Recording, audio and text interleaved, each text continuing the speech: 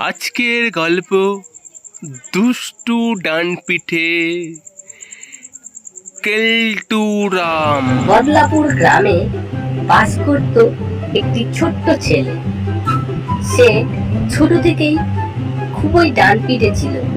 সে এতটাই ডানপিটে যে লোকের গাছের আম পাড়া, কাঁঠাল পেড়ে খাওয়া এবং লোকের কলা চুরি করে খাওয়ার ব্যাপারে তার কাছে সাধারণ ব্যাপার ছিল। একবার ওই গ্রামেরই এক গ্রামবাসী রহিম চাচার আম গাছে প্রচুর আম হয়।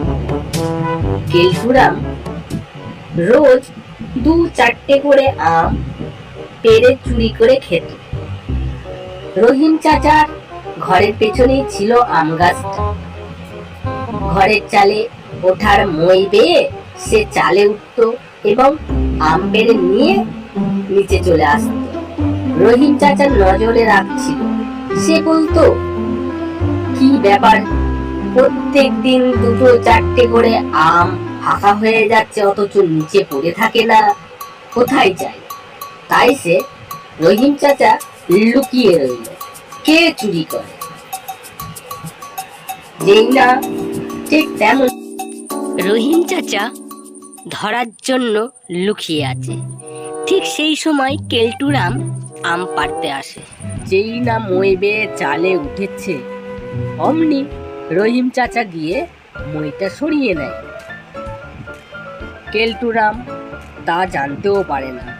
আম পেড়ে মইয়ের কাছে আসে, এসে মই না দেখেই পা বাড়িয়ে দেয়। ওরে মা গো, মরে গেছি গো, রে বাবা রে, পড়ে গেছি, মজাই লাগলো রে বাবা। ঠিক সেই মুহূর্তে রহিম চাচা দৌড়াতে গিয়ে তবে তুই প্রত্যেকদিন 4-5টা করে আমার আম পেড়ে নিস না, তুই চুরি করে খাস, তো তার বলে 2-4টে ঘুষি চড় মার। ওরে শয়তান ছেলে গো, মেরে দিয়েছে, ওরে বাবারে আম দিয়ে ওরে মেরে পড়েছে, তারা তোর হচ্ছে। মনে মনে প্রতিজ্ঞা করে, আমাকে মেরেছে, চাচার গাছের আম আমি সমস্ত ফেলে দেব। তাই সে রাত্রে আবার আসে এবং চালে উঠে গাছের সমস্ত আম পেড়ে ফেলে। সকালে যখন রহিম চাচা গাছতলায় যায়, গিয়েই মাথায় হাত, হাই রে, আমার গাছের সমস্ত আম ওই শয়তানটা সব পেড়ে ফেলেছে। আমি আজকেই মোড়লের কাছে নালিশ জানাবো।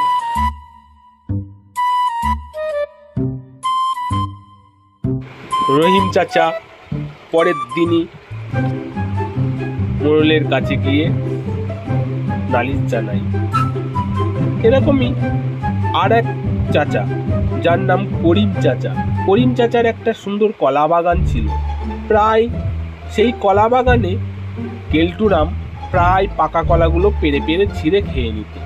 করিম চাচা তাকে বারবার বলা সত্ত্বেও সে সেই কলা পেরেই খেত। একদিন করিম চাচাও তাকে ধরে চড় থাপড় মারে। তাই রেগে গিয়ে সেই কেলটুরাম করিম চাচার বাগানের অনেকগুলি কলা গাছ কেটে চলে আসে। সেরকমই করিম চাচাও সেই পাড়ার মোড়লের কাছে নালিশ জানায়। এরকমই আর একজন আব্দুল চাচার পুকুরে প্রায় বড় বড় মাছ ধরে নিয়ে আসত। আব্দুল চাচা তাকে একদিন বকে, উল্টো পাল্টা বলে।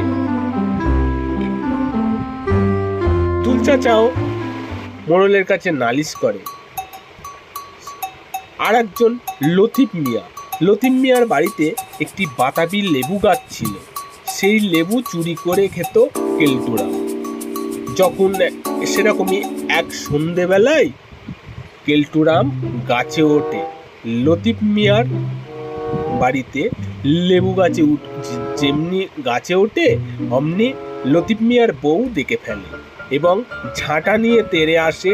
লতিফ মিয়ার বউ বলে, নিচে নাম, তোর একদিন কি আমার একদিন। তাই সে নামতে পারে না, নামলেই ঝাঁটার বাড়ি খেতে হবে। বেগতিক দেখে একটা লেবু ছেড়ে এবং লেবু ছিঁড়ে লতিফ মিয়ার বউয়ের মাথায় মারে। লতিফ মিয়ার বউ লেবু চোটে ছিটকে গিয়ে ওরে মারে মরে গেছি গো, কথা মরে গেছি। ওরে এবং বাবা জ্ঞান রে হারিয়ে বাবা, ফেলে। মরে সেই সুযোগে বাঁচাও, সে কে পালায়। আছো? মেরে ফেললে আমাকে, মেরে ফেললে। গ্রামের প্রধানের কাছে যায় এবং নালিশ জানায়। প্রধান কেলটুরামকে ধরে আনার জন্য আদেশ দেয়, কিন্তু কোথায় কোথায় কেলটুরাম? তাকে কোথাও পাওয়া যায়নি। সপ্তাহ 2-3 পরে কেলটুরামকে আবার গ্রামে দেখা যায়। গ্রামবাসীরা সকলে সেই ঘটনা ভুলে যায়। প্রধানের সঙ্গে রাস্তায় কেলটুরামের দেখা হয়। প্রধান তাকে বলে বোঝায়, বাবা কেলটুরাম, তুমি এই গ্রামের ছেলে, এত দুষ্টুমি কেন করো? সেদিন লতিফ মিয়ার বিবিকে লেবু দিয়ে মেরে অজ্ঞান করে দিয়েছো। এরকম কেন করো? এরকম করো না। একই গ্রামে সবাই বাস করি, এমন করতে নেই। কেলটুরাম বলে, আমার অন্যায় হয়েছে কাকা, আর এমন করব না। প্রধান বলে, দেখো বাবা, এমনিতে তোমার নামে অনেকেই অনেক নালিশ করেছে, অনেক অপরাধ তোমার। আর এমন করো না, একটু ভালো হয়ে বলার চেষ্টা করো। পাড়ার সবাই তোমাকে ডাঁট পিটে শয়তান বলে, এটা কি তোমার ভালো লাগে? কেলটুরাম চুপ করে শোনে, মাথা নিচু করে শুনে তারপরে বাড়ির দিকে রওনা দেয়। কিছুদিন চুপচাপ থাকে কেলটুরাম, তারপর আবার শুরু করে দেয় তার দুষ্টুমি। কেউ মাঠে গরু বেঁধে দিলে গিয়ে তা খুলে দেয়, সবজি ক্ষেতের মধ্যে ঢুকিয়ে দেয়। তপনদের খাঁচার রঙিন পাখিটা খাঁচা খুলে উড়িয়ে দেয়। পাখিটি উড়িয়ে দেবার পরে সে কেলটুরাম এতটাই দুষ্টু যে বিমানদের একটি ট্র্যাক্টর ছিল, সেই ট্র্যাক্টরটি ঠেলতে ঠেলতে চালাতে নিয়ে যায়।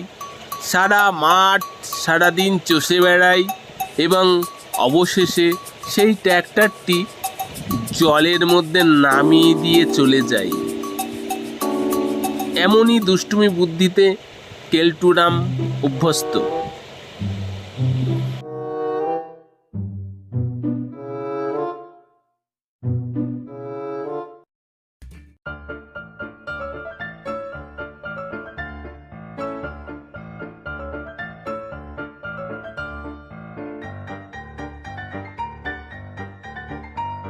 শ্যামলের মোটরসাইকেল নিয়ে পালিয়ে যায়, অন্যত্র রেখে চলে আসে। এই অত্যাচারে গ্রামবাসীরা কেলটুরামকে এই গ্রাম থেকে তাড়াবার সিদ্ধান্ত নেয়।